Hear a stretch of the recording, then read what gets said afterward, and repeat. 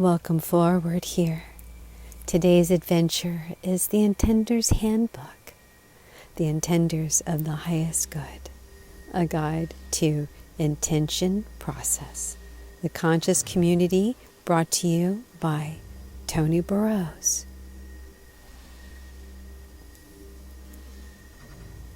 This is the Highest Lighthouse publication there.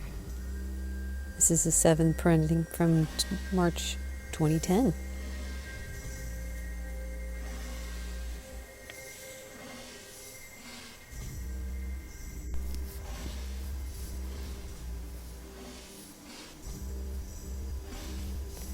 It's been several years since this little booklet came out, and during that time we learned a few things that helped make our Intender circle go even smoother and the intention process work even better.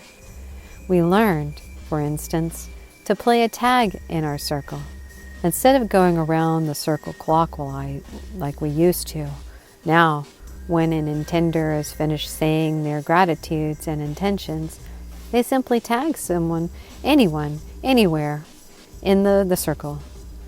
This has done two things. First, it's more fun, and second, everyone listens closer now because the person who would have been next isn't as preoccupied thinking about what they're going to say next.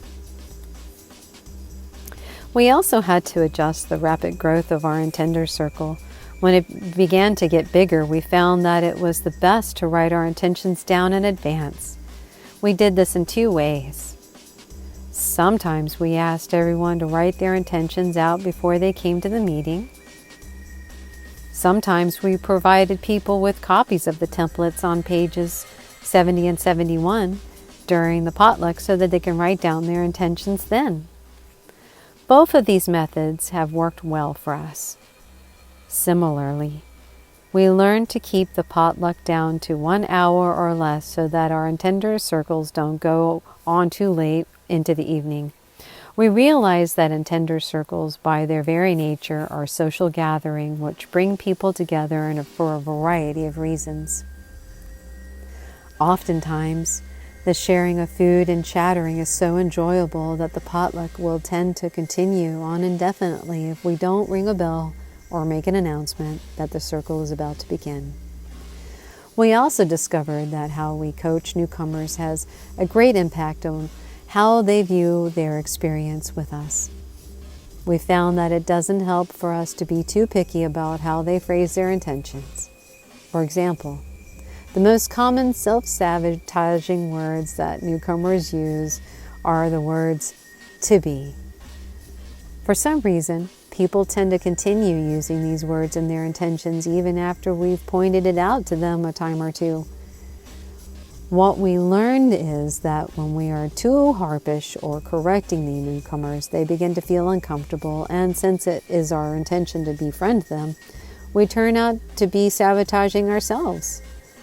The solution, we found, was for us to remain patient and refrain from further coaching at that time. We stay silent, we let them make a few errors, and typically, very soon, they start to catch themselves before they say something that isn't going to serve them. We recently made another change to the way we do things that has humbled us a little bit. As you can see, it has two places in this book. We share our dreams instead of our dramas. Well, nowadays, that's not always the case. On evenings that the circle is smaller, we found that it's okay to let someone who is obviously troubled by drama to go ahead and talk about it for a few moments. Our experiences with this taught us that if we allow them to talk openly, then we are able to help them formulate a clear intention around their drama. That way, usually within a couple of weeks, they've come back to the circle and tell us that the intention that they made had manifested for them and that the drama wasn't a part of their life anymore. Every so often, an Intender circle will attract to it a person who is totally out of sync with the rest of the group, to the point of disrupting the flow of meetings. When this happens, someone will have to take the person aside, away from where anyone else in the circle can hear, and explain to them that it would be best for everyone if they either changed their behavior or stopped coming to the circle for a while. The following quote by Daryl Lewison is read. This method worked for us. In our circle, we had a man who started having a few drinks before arrived, and it simply didn't work out for the rest of us. He was loud, and he interrupted the person who was speaking so often that we lost the rhythm and feeling we had come to expect from our Intender circle. After 3 weeks of this, we took him aside and gently pointed out what he was doing and what we could achieve if he would be quiet for a while. I thought he was going to leave and never come back, but I was pleasantly mistaken.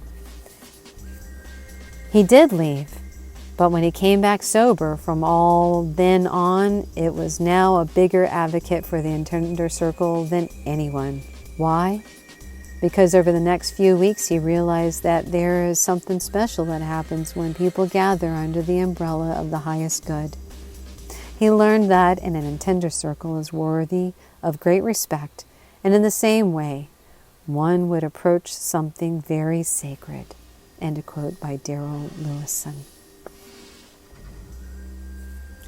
Flexibility is one of the keys to having a successful Intender circle.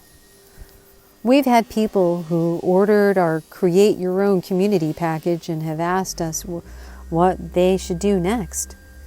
To this we say to get a few of your like-minded friends together, it doesn't matter how many, sit in a circle and, one at a time, start saying your gratitudes and intentions. You don't have to follow our format to the letter. Some groups don't have the potluck at all, or they have it after they've finished saying their intentions into the circle. As long as you ask for the highest good, you can do whatever is comfortable for you and your friends. Ultimately, we've come along to understand that an Intender circle is designed to give us certain specific experiences. We gather together for the feeling of upliftment, to enjoy the benefits of a happy community, to manifest all sorts of things, to empower ourselves, and to come into alignment with the highest good. That's a big promise, but let it flow naturally on its own, and Intender circle will do all of that and more.